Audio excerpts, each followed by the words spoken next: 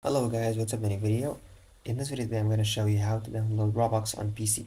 So first go to google.com and search for roblox.com and go to this website as you can see. So once you're here at Roblox, you're going to need to create a new account or login just in case you got an account. For me I got an account, so I had logged in already.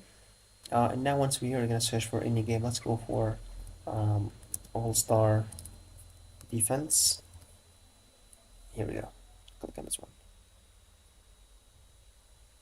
Okay, so let's pick up any random icon of these. Let's go for this one, for example.